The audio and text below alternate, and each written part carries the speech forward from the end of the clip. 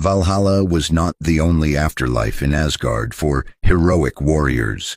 The powerful Vanir goddess Freya, who lived in Asgard after the Great War, also had a right to claim the souls of the dead. Her magnificent hall was called Sessrumnir, meaning roomy-seated hall, located in the field of Folkvangr, the field of the people. According to the myths, Odin and Freya had an agreement. She had the right to choose half of all the warriors who fell in battle for her own hall, while Odin took the other half for Valhalla.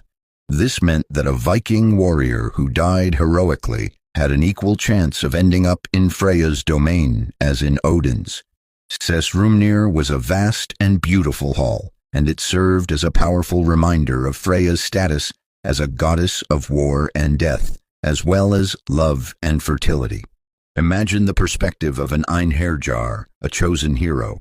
Your entire life as a warrior was a prelude to your death. You fought with courage and skill, hoping to be deemed worthy.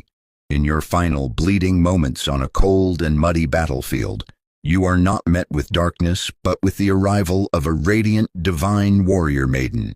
She acknowledges your valor, eases your passage from the mortal coil, and personally escorts you to a paradise of eternal feasting and glorious combat in the company of the gods. From this perspective, the Valkyrie is not a figure of death to be feared, but the ultimate reward. She is the beautiful validation of a life lived by the warrior's code, the glorious proof that your sacrifice had meaning, and your valor was recognized by the gods themselves. The name Yggdrasil is a powerful Old Norse poetic kenning, and its meaning reveals a deep connection to the chief of the gods, Odin.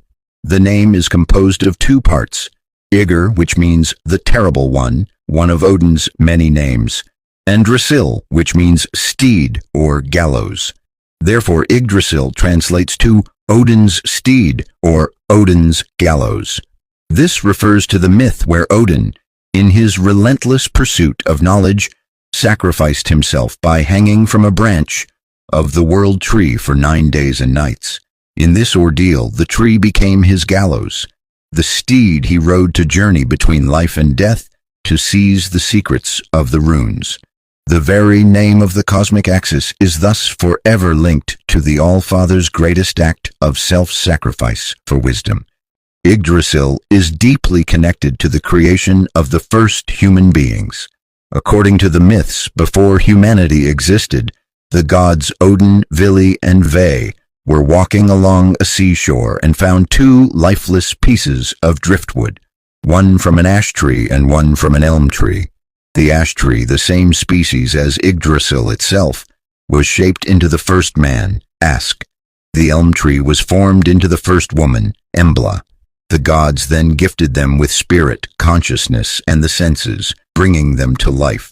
This origin story beautifully ties humanity directly to the sacred trees of the Norse world, with the first man, Ask, sharing his very essence with the great world tree, Yggdrasil, that supports all of creation.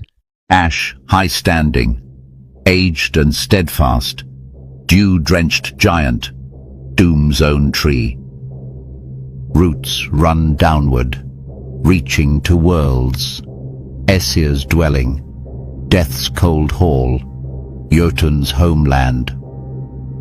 Nidhugger gnaws it, never weary, worm of malice, wasting roots.